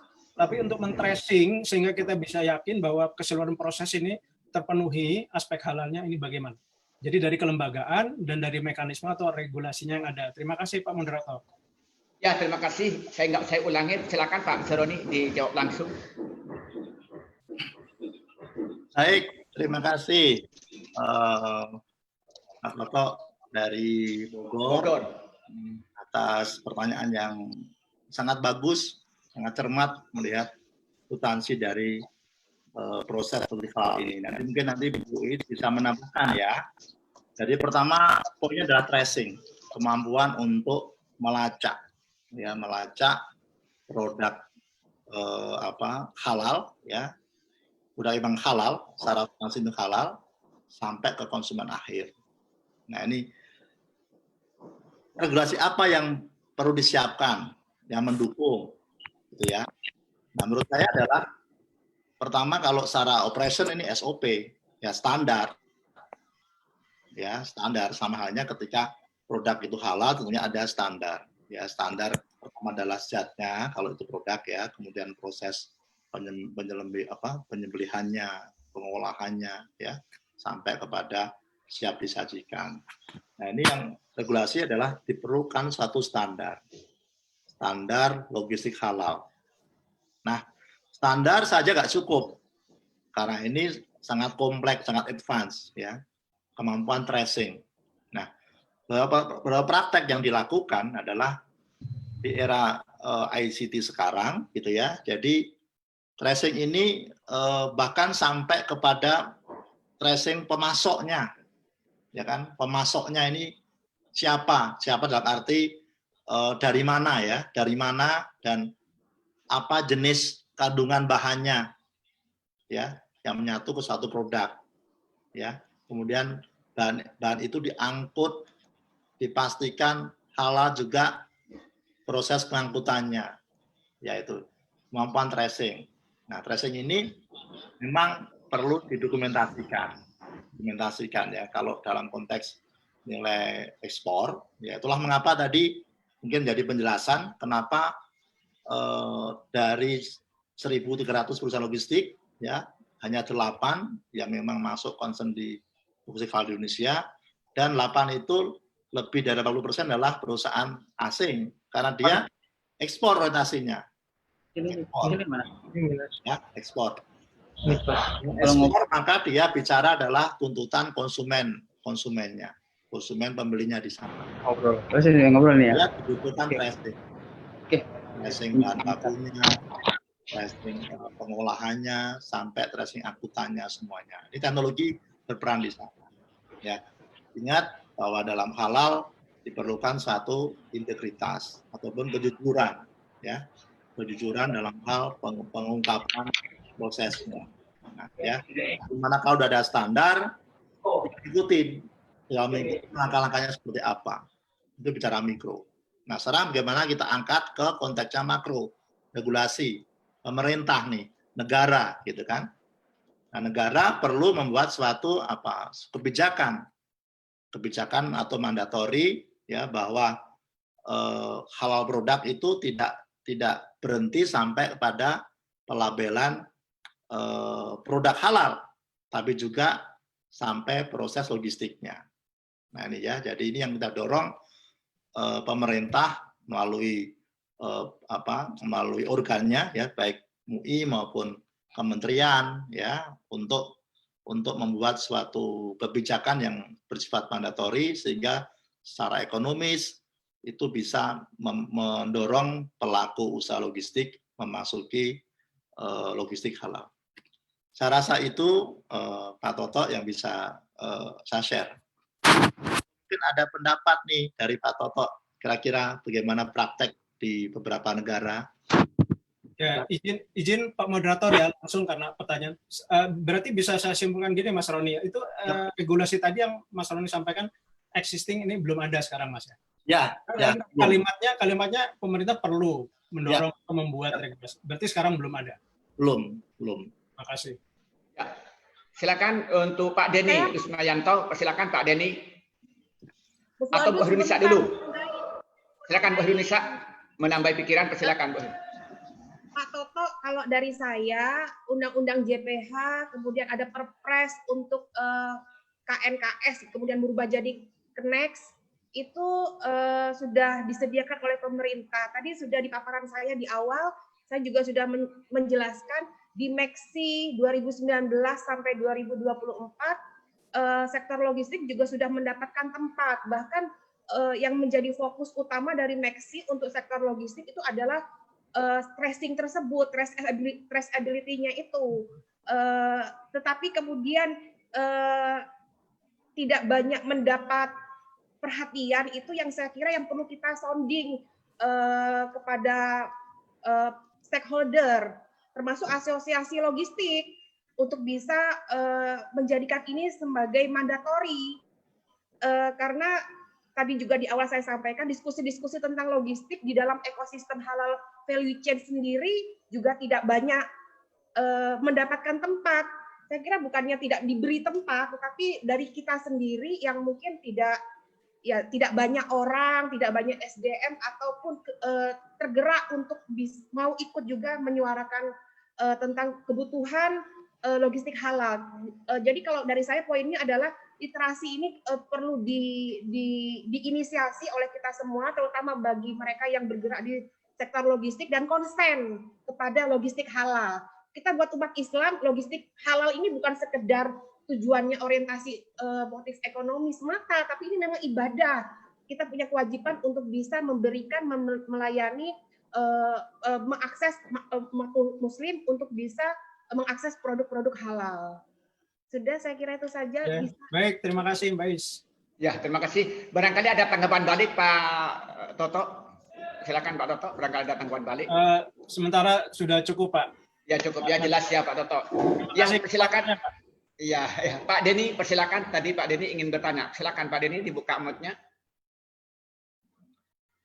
Ya, kelihatannya ada masalah. Ya, terima kasih. Begini Pak Zaroni, kalau tadi melihat di logistik ya sangat kecil. Apa di samping karena di sisi ekonomi tidak begitu banyak mendesak lah label halal lah bahasa saya logistik halal. Atau memang jumlah pengusaha Muslim yang ada di logistik terutama di Indonesia ini persentasenya sangat kecil atau bagaimana selain tadi masalahnya karena ya tanpa label halal di logistik itu tidak ada masalah. Apa memang ada persentase karena jumlah yang ikut yang terlibat di dalam dunia bisnis logistik ini Pak Zaroni? Ya, Gus. Ya mungkin kami sendiri tidak melakukan riset itu ya, karena memang poinnya adalah tidak kepada jumlah pengusaha logistik, tapi adalah kalau pengusaha itu kan sebenarnya mereka itu dalam dia demand nih, ada nggak permintaan atas itu, kan itu poinnya kan? Iya betul. Maka mereka menciptakan, ya jadi demand nanti meng-create supply gitu ya, jadi demand lah yang dia dorong. Nah, sementara demand-nya itu ekspor. Ya mungkin dia kalau ekspor dia baru dituntut nih. Ya, misalkan dia mengekspor ke negara katakanlah ke negara Jepang, ke Australia, ke UK, itu dituntut. Benar nggak? Ada nggak produk ini halal sampai prosesnya? Nah, karena belum menjadi kebutuhan untuk orientasi ekspor ke sana, karena fokusnya di domestik, ya sehingga itu belum jadi servis yang dia akan berikan, gitu ya. Jadi dari sisi menurut saya ini yang penting adalah kita mendorong demand nih. Kita sebagai mayoritas Muslim ya harus mulai masuk kepada tadi yang disampaikan Pak Is, ibadahnya ini, ya. Dari bahwa saya kalau produk yang saya makan tidak halal, yang ada label logistik halalnya, nggak akan saya konsumsi. Nah itu adalah, cuman kan sekarang susah nih, karena belum ada di kita kan. Nah sehingga sementara label produk halal gitu ya, atau malah ekstrim. Kalau produk tidak prosesnya halal, kita kasih nama produk haram misalkan ya. Kira-kira gitu. Oke. Nah, Oke, ini Pak Denny ingin masuk, silakan Pak Denny. Mulai tadi kelihatan dulu. Oke. Oke, assalamualaikum warahmatullahi wabarakatuh. Selamat siang Pak. Selamat siang. Oke. Salam kenal Pak Roni ya. Silakan. Oke Pak. Tadi saya sudah mendengarkan apa yang dijelaskan Pak Roni ya secara menyeluruh ya. Jadi saya melihat ada beberapa kesimpulan yang saya dapat di situ bahwa disebutkan di logistik halal di sini maksudnya adalah secara garis besar sepertinya sama dengan standar atau SOP halal di produk yang sudah kita jalani selama ini ya. Artinya selama proses, selama pengepakan, selama storage itu kan semua di standar halal atau halal yang biasa kita pakai itu sudah menyangkut itu semua, termasuk sampai end user kita atau customer kita juga dilindungi ya sampai ke end user. Jadi maksud saya gini, pertanyaan saya gini Pak Roni, untuk kalau kita ngomong bicara logistik halal ya, selama ini sih untuk transportasi ataupun logistik yang ada di Indonesia kebanyakan kita sudah bisa, saya pribadi ya di Miwon sendiri itu kita sudah memilah transportasi yang memang dikhususkan untuk food ya. Jadi food sendiri itu ya khusus untuk food saja. Jadi kita tidak mau bercampur dengan selain non food ya. Dan food sendiri pun itu pun kita juga ada syaratnya. Jadi food yang halal dan yang non halal kita sudah harus pisahkan gitu loh. Jadi di situ saya melihatnya logistik halal di sini kita bisa terapkan di sudah kita terapkan gitu. Apakah dengan yang dimaksud logistik halal di sini tuh apakah ada syarat-syarat yang berbeda dari halal yang selama ini kita jalankan dalam proses ataukah ada poin tertentu yang membedakan? Seperti itu Pak Roni. Ya, terima kasih. Jadi Pak Roni jadi minta penjelasan ulang tadi dari Pak Zaroni ya tentang tadi logistik halal itu secara singkat mungkin sehingga paham karena ambil contoh tadi tentang transportasi dan sebagainya. Persilakan Pak Zaroni. Ya, baik, terima kasih Pak Denny. Ya, salam kenal kembali. Oke, jadi apa yang tadi disampaikan Pak Denny adalah contoh bentuk standar atau operation halal logistik. Gitu ya. Jadi memisahkan saat angkutan ya dengan produk food dengan non food. Ya, tapi kita bicara adalah dipastikan tidak terkontaminasi dengan produk yang haram, gitu ya. Itu poinnya di situ. Jadi menjamin integrasi adanya risiko kontaminasi di situ. Ya, mulai dari saat pengangkutan, penyimpanan sampai kepada konsumen akhir. Jadi bisa seperti itu. Jadi yang bedakan adalah dipastikan bahwa seluruh proses tadi ya tidak terkontaminasi. Ya, untuk itu diperlukan tracing nih, tracing termasuk produknya dan juga tracing alatnya ataupun fasilitas yang digunakan. Nah, kalau tadi dicontohkan di perusahaan Pak Denny tadi ya sebutkan sudah menerapkan itu, itulah yang perlu dibakukan dalam satu standar operation. Ya, nah, itu kata siapa? Ya karena pentingnya satu konsistensi kan, konsistensi ataupun keajekan, ya keandalan, ya tidak hanya diterapkan secara case per case, ya tapi melihat secara keseluruhan. Jadi saya rasa apa yang diterapkan tadi itu sudah menjadi salah satu contoh bahwa proses logistik itu sudah dijalankan dengan syariah ataupun dengan halal. Baik, itu. Ya barangkali Pak Denny ada komentar tambahan yang ingin didapatkan, informasi yang didapatkan dari Pak Zaroni, persilahkan. Oke, gini. Kalau di Indonesia sendiri, Pak Roni, kira-kira untuk logistik halal ini apakah sudah ada regulasi yang mengatur situ? Ya, kalau payungnya tadi saya bilang sudah ada, ya jadi sudah ada payungnya dari undang-undang, kemudian kepres, ya sampai kepada asosiasi juga itu sudah ada wadahnya. Nah, hanya diperlukan suatu implementasi nih, operation, ya operation. Jadi misalkan bahwa satu produk itu halal, gitu ya, kalau dipastikan logistiknya halal juga. Nah, sampai ke sana, ini yang mungkin perlu kita dorong, ya. Di saat ini di pasar Indonesia belum jadi mandatori, gitu ya. Maka dia ada karena untuk ekspor di negara-negara yang mengharuskan permintaan halal produk sampai kepada logistiknya. Oke, terima kasih. Mungkin yang lain dulu, ini kelihatannya mulai tadi buka Pak Hari. Ada pertanyaan Pak Hari? Dari UNED Jember ini. Oke, persilakan kalau ada yang mau ditanyakan Pak Hari. Sorry. Ya, Oke, assalamualaikum warahmatullahi wabarakatuh. Waalaikumsalam warahmatullahi wabarakatuh. Saya ingin memperjelaskan, berarti kalau begitu halal itu produknya, kemudian juga logistiknya ya kalau itu ya. Ya betul. Ya. Nah, ini yang di negara kita tampaknya ya masih pada fokus pada produk dan prosesnya, termasuk komponennya. Iya. Nah, berarti kalau gitu diperlukan apa ya? Informasi dari produk itu bahwa produk ini akan sampai ke tangan Anda dengan cara apa gitu, Pak? Ya, sebenarnya itu. Ya. Tapi sekarang kan belum ada, Pak ya, belum ada yang memulai itu, Pak. Atau yang itu, Pak, hanya barang-barang ekspor aja, Pak? Barang-barang ekspor. Ya. Atau kalau misalkan di supermarket yang mengharuskan sudah ada demand-nya itu sebenarnya. Contohnya mungkin saya sebutkan di Transmart itu sudah mulai dia masuk ke sana. Ya, berarti dalam produk itu juga ada informasi ini yang mensuplai siapa, kemudian dia bagaimana cara kerjanya gitu, Pak. Iya. Betul. Jadi masih banyak harapan untuk yang logistik halal ini. Mungkin ini ya kayaknya ini Bu Nisa nih ya. Di bukunya ada tulisan itu kayaknya. Memang terima kasih. Memang di lapangan itu pernah dulu melakukan penelitian saya itu meneliti tentang perilaku konsumen terhadap produk halal gitu ya. Dan saya melakukan penelitian di supermarket, kemudian di retail besar dan warung-warung umum gitu. Dari hasil penelitian saya, kalau saya mengambil sampel misalnya 100 orang, itu tidak nyampe 10 yang melihat produk itu ada label halalnya.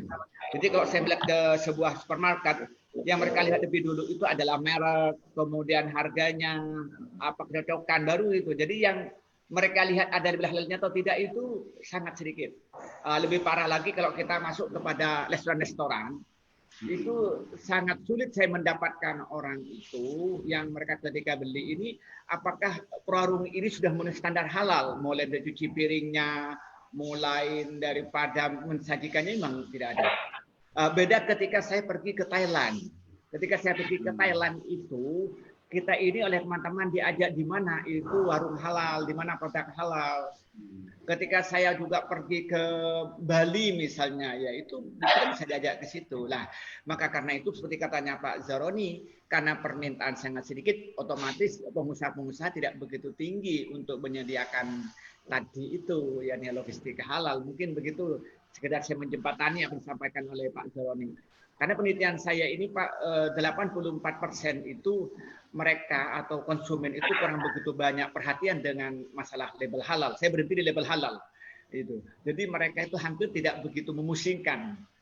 Nah, itu mungkin bagaimana pengalaman Pak Zaroni di lapangan ini karena pelaku ya secara makro, secara nasional. Ini hanya saya meneliti di sebuah kabupaten kecil gitu ya. Yang mayoritas penduduknya itu beragama Islam gitu Pak Zaroni. Iya, saya rasa betul ya, pengalaman itu menunjukkan bahwa kesadaran ataupun kepedulian ya produk halal itu memang harus didrive oleh regulasi ya. oleh satu sistem. Ya. Sebenarnya masyarakat nggak usahlah bicara halal ya. Produk yang sehat saja kan sebenarnya apa yang ada di pasar adalah yang dia konsumsi.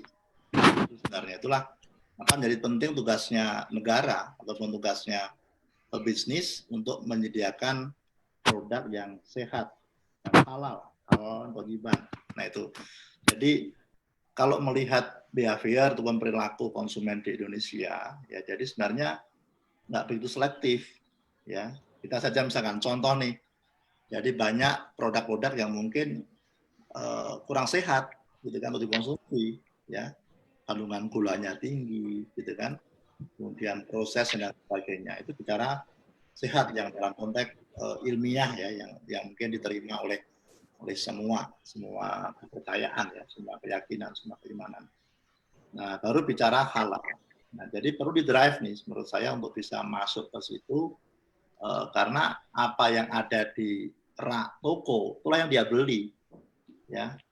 Nah, sehingga kita perlu selektif menyiapkan produk yang memang benar-benar halal secara integrasi ya, tidak hanya kandungan tapi proses distribusinya. Nah, jadi ini kita sebagai dalam arti negara ya, negara ataupun pengusaha ataupun ekosistem ya,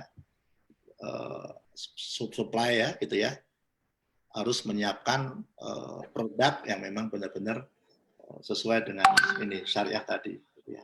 Ibaratnya mungkin gini Gus ya, seperti halnya rumah tangga kan, ya peran seorang ayah, peran seorang ibu kan gitu, menyiapkan untuk anak-anaknya. Jadi kalau sejak kecil kita sendiri nggak aktif untuk memberikan ke anak-anak, jadi apa yang ada di meja yang dia makan kan gitu kan. Nah kita lah perlu yang punya edukasi, yang punya suatu power gitu kan, entah itu pengusaha, ilmuwan, negara, memastikan bahwa produk yang ada di masyarakat itu memang halal. Rasa itu ya Gus ya. Iya, jadi kembali seperti yang disampaikan oleh Bu Nisa, yang paling nomor satu adalah edukasi, literasi kepada masyarakat. Dan ini tidak hanya berdiri undang-undang, tapi akademisi, juga pendakwah, khotib Jumat, ya, dan sebagainya perlu sinergi untuk menjelaskan pentingnya produk halal. Dan kemudian secara rinci, maka diantaranya mengadakan webinar pada hari ini. Mungkin Pak Indonesia ada tambahan yang ingin disampaikan, Bu. Silakan, Bu. Iya, iya.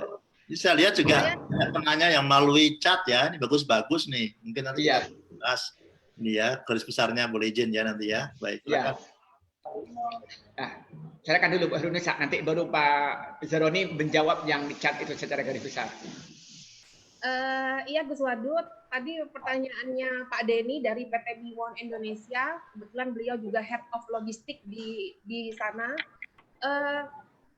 Kalau untuk sektor logistik itu sudah ada sistem jaminan halal dari MUI KAS 23106. Itu sebabnya 8 dari 1.300 perusahaan logistik di Indonesia memiliki sertifikat halal.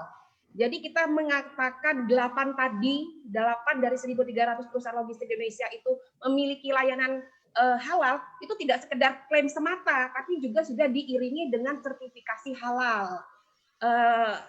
KAS 23106 itu sudah ada.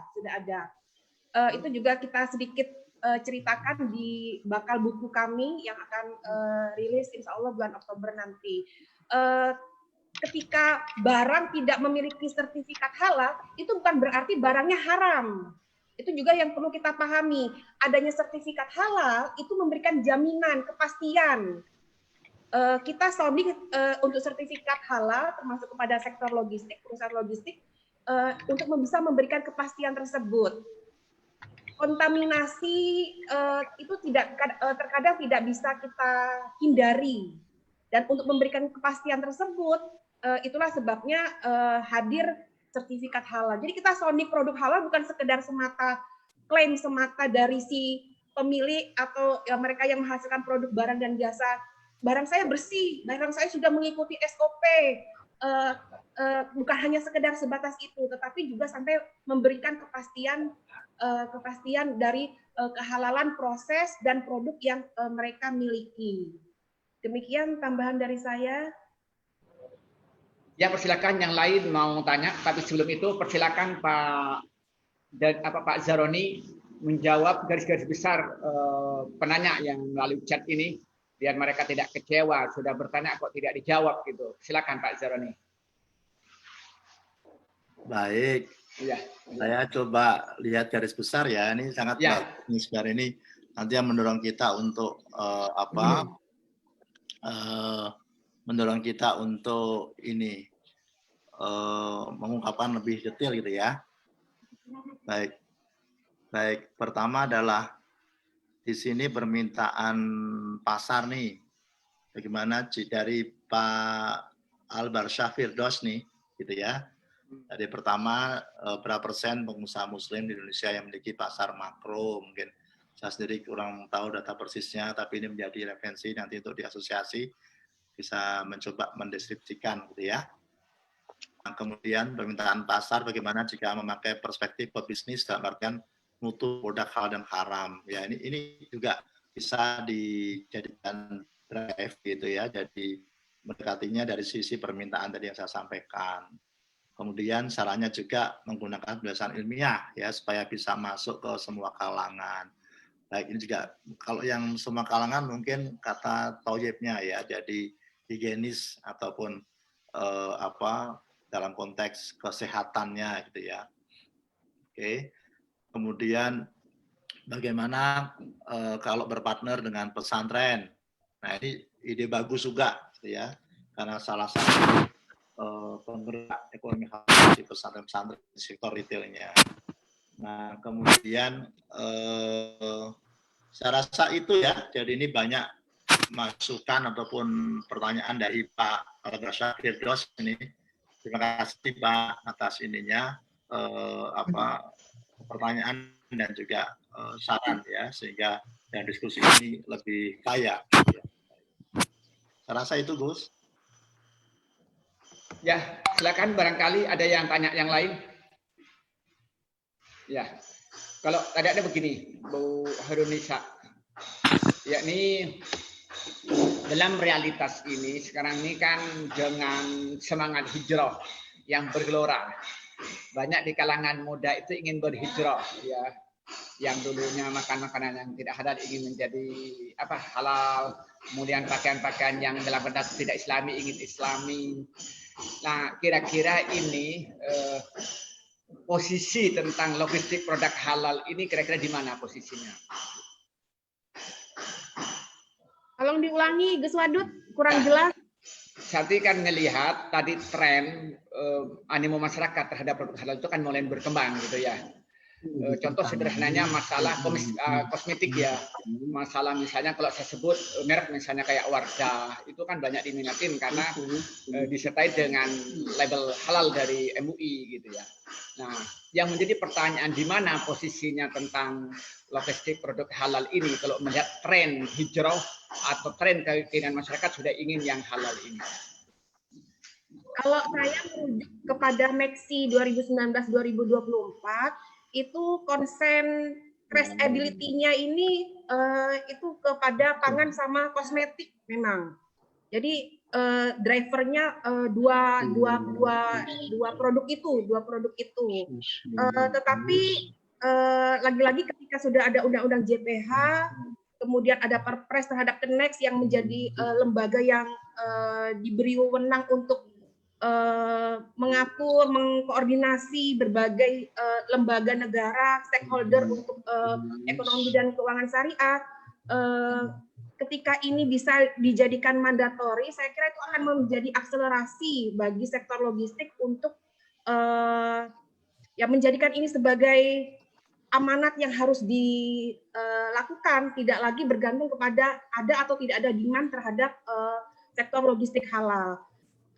Poin pentingnya menurut saya adalah literasi, karena ketika literasi itu sudah bisa tersosialisasi, tersampaikan, berusaha menghadirkan layanan halal itu bukan didorong oleh motif ekonomi, tapi benar-benar dari dalam, dari keimanan, dari kesadaran bahwa ini adalah kewajiban bagi seorang muslim untuk bisa menyediakan, memudahkan saudara muslimnya untuk bisa mengkonsumsi produk-produk halal tersebut. ke depan ya saya kira dengan sektor logistik menjadi bagian dari ekosistem rantai nilai halal sudah include untuk potensinya ke depan akan menjadi bagian penting di dalam pengembangan produk halal atau industri halal di Indonesia. Cuman tadi dengan adanya mandatori, kemudian disonding oleh asosiasi-asosiasi, stakeholder, termasuk dari publik, termasuk masyarakat, akademisi, ini akan bisa mengakselerasi lebih cepat, apalagi Indonesia sudah punya cita-cita akan menjadi pusat halal global ke depan nanti. Ya, terima kasih. Ini ada tamu baru ini, baru datang ini. Saya undang ini untuk bicara, saya nobatkan Pak Aksin Wijaya. Silakan Pak Asin, buka dulu Pak Asin. Halo Pak Asin, kedengaran suara saya Pak Asin? Pak Asin, oke, kelihatannya belum nyambung. Ya, saya kembali lagi ke Pak. Saya jadi penonton aja. Oh, saya kira jadi. Ini saya sedang edit. Oh, siap ya. Gus Wadud ada Direktur PEPS-nya FEP UI. Siapa itu? Mantan Kaprodi Ekonomi Syariahnya UI juga hadir ini, Mbak Rahmatina. Nah, untuk itu saya ini rekomendasi daripada Sekretaris YAI, Mbak Rastina, persilahkan untuk memberikan tambahan pemikiran.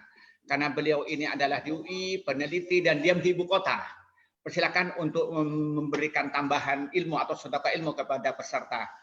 Silakan.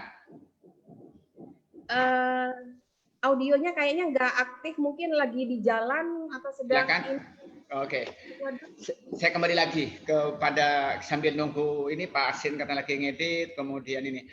Jadi begini yang menjadi problem di sekitar kita ini, banyak pemahaman kita ini tentang produk halal ini sangat sederhana. Dan kemudian yang paling banyak membicarakan itu kalangan akademisi dalam tanda kutip ya di kampus-kampus. Itu pun di kampus-kampus walaupun perguruan tinggi agama Islam itu kelihatan tidak begitu tinggi gaung tentang produk halal.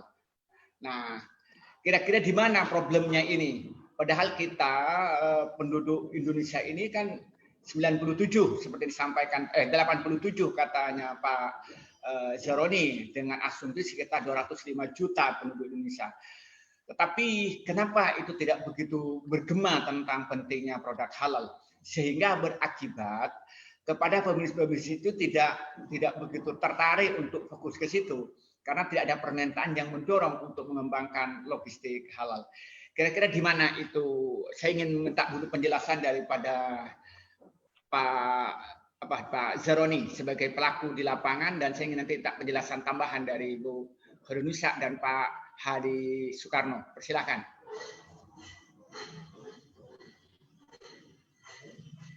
Baik, saya dulu ya, Gus ya. Ya, persilakan Pak Zaroni.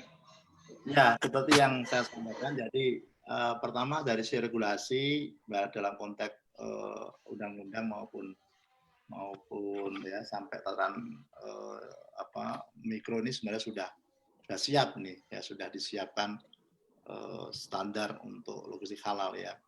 Nah, tapi persoalannya adalah bagaimana mendorong ini terjadi ya, mendorong ini secara nilai bisnis itu diminati nih oleh para pelaku usaha kan gitu kan poinnya. Iya betul. Yang saya katakan adalah kita coba demand nih, permintaan gitu kan, permintaan dari konsumen itu.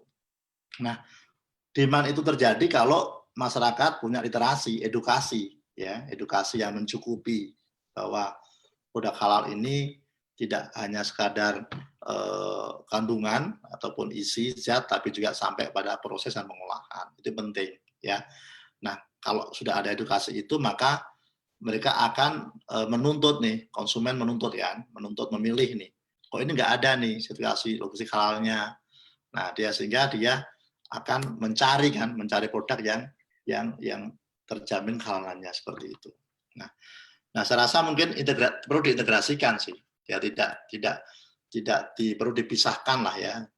Nah, mungkin faktor memastikan konsumen ini mendapatkan haknya ya dalam konteks halal produk ini sampai kepada logistiknya itu penting sekali.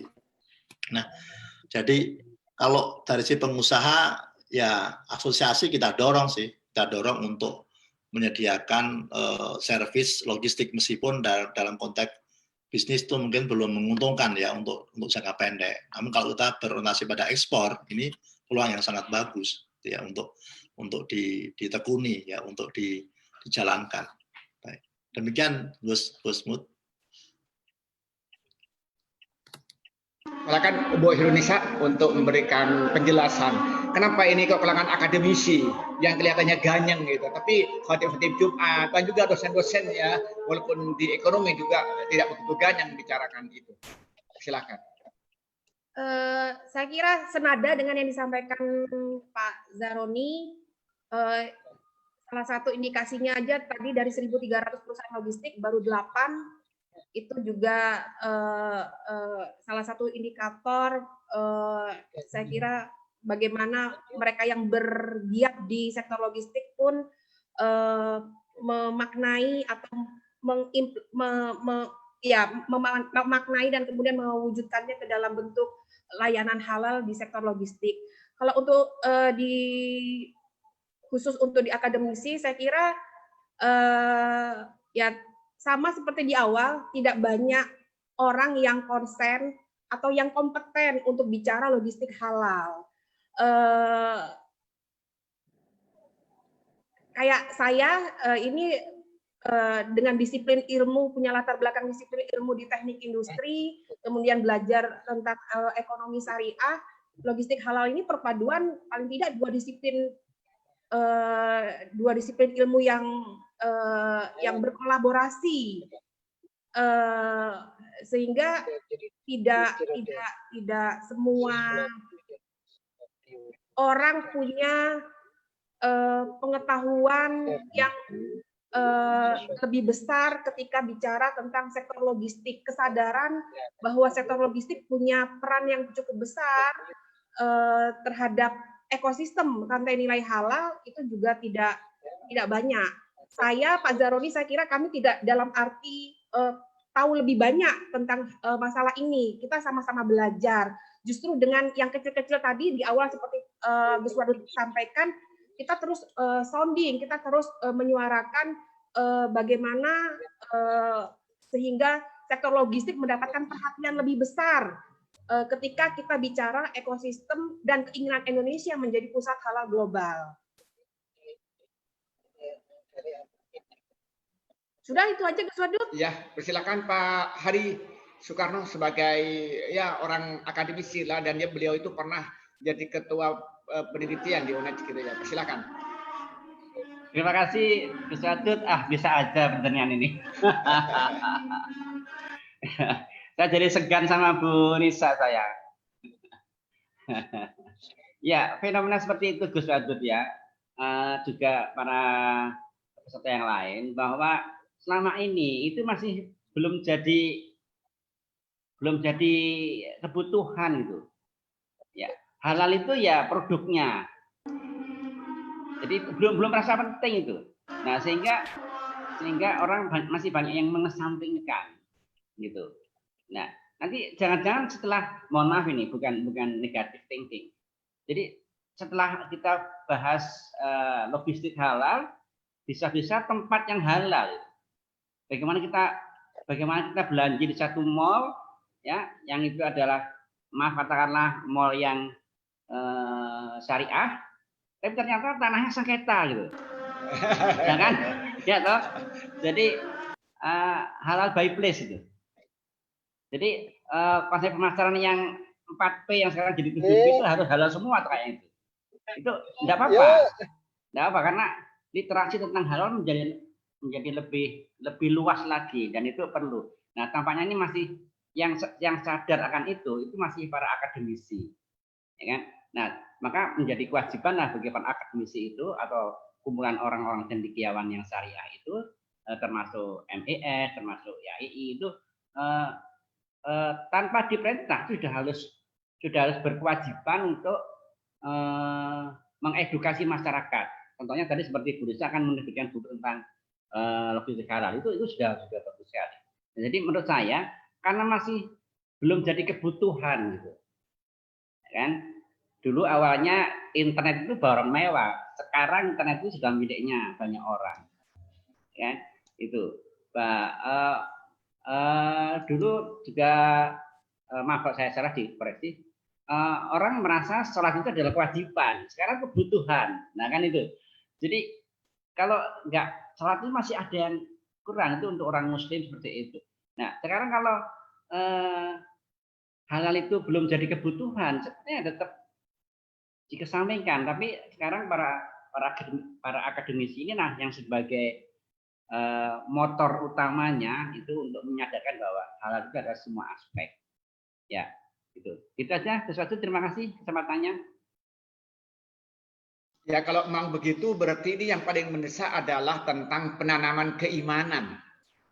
Di mana dengan penanaman keimanan itu halal itu menjadi kebutuhan, bukan sekedar aksesoris. Maka tidak cukup kita ada undang-undang karena akan dilanggar kalau tidak ditopang oleh dari dalam, katanya Bu Nisa tadi, gitu ya. Begitupun harus memberi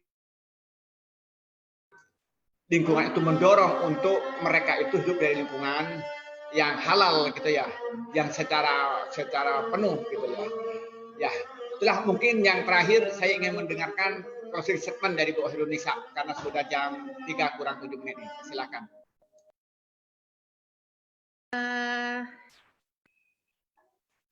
Apa ya closing statement-nya ya?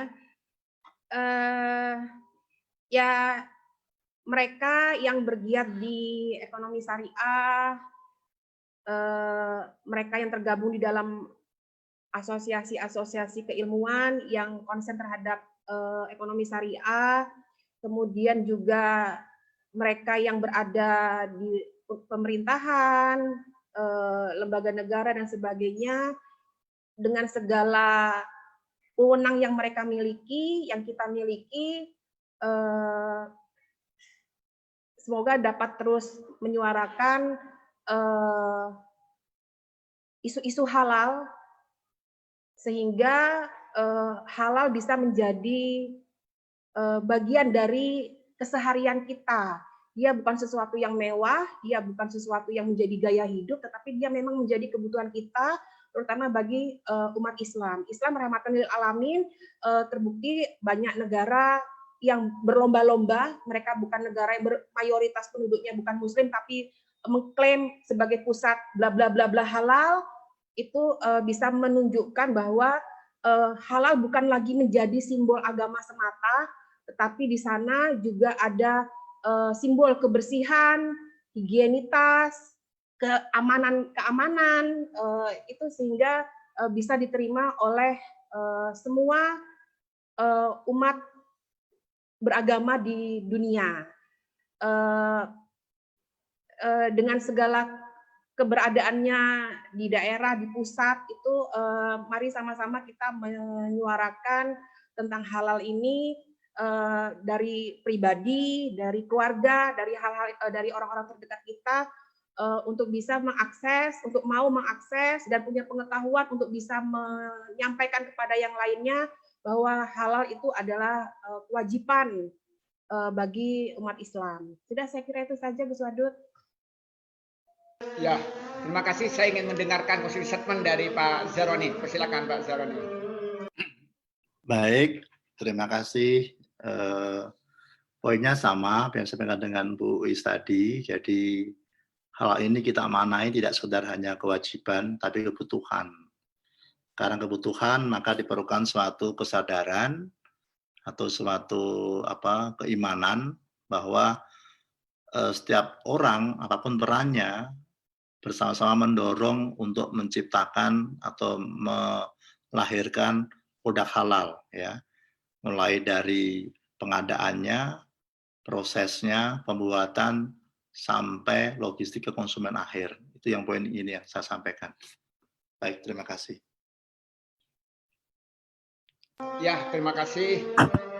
Ya, sudah sepakat bahwa orang Islam ini akan mencapai tingkatan falah, kebahagiaan di dunia dan akhirat ketika yang dikonsumsi adalah tingkatan halal dalam artian yang sempurna. Karena ada sebuah hadis, sahabat bertanya kepada Rasulullah, bagaimana supaya doa saya ini mustajabah? Apa jawabnya Rasulullah? Perhatikan makanan. Kemudian di hadis yang lain menyatakan, hadis riwayat Imam Muslim, bahwa orang yang makan makanan halal, maka di 41 hari doanya tidak akan diterima dan sholatnya tidak diterima. Nah, kemudian di dalam Tarbiyatul Aulad fil Islam, bahwa darah yang dihasilkan dari barang haram itu maka lebih cenderung untuk perbuatan-perbuatan yang tidak baik. Maka katanya mamin lahmin nabata min haramin fannaru aula bihi. Maka kalau kita melihat sebagai orang tua, kalau mempunyai anak ternyata anaknya sulit diatur, perhatikan apa yang diberikan kepada anaknya. Mungkin dia itu secara zahir makanannya itu halal karena dengan hasil gaji sebagai dosen, sebagai karyawan. Tapi barangkali dia tidak selektif dalam memilih produk-produk yang diberikan pada anaknya sehingga tidak halal, maka tumbuh dengan sendirinya. Maka katanya ulama sufi menyatakan bahwa ketika orang itu makan barang halal, maka dia akan terdorong untuk beribadah kepada Allah, untuk taat kepada Allah. Dan dia merasa nikmat ketika taat kepada Allah. Sebaliknya, ketika yang dimakan barang haram, maka dia itu akan berat untuk beribadah dan terdorong untuk berbuat maksiat. Maka karena itu sangat penting kita membicarakan tentang logistik halal ini secara makro, dan bukan hanya bicara, tapi kita sebagai umat Islam, terutama yang bergabung di acara webinar ini, apa yang bergabung di FB saya, mari mulai ibda' binafsik. Kita berusaha untuk mengkonsumsi barang-barang yang halal, baik itu dari sisi zatnya, atau dari sisi prosesnya, atau dari sisi pengepakannya, dan lain sebagainya. Dan bagaimana cara mendapatkannya. Inilah mungkin dari saya sebagai host, yang ketepatan saya ini Ketua PDMIS Lumajang.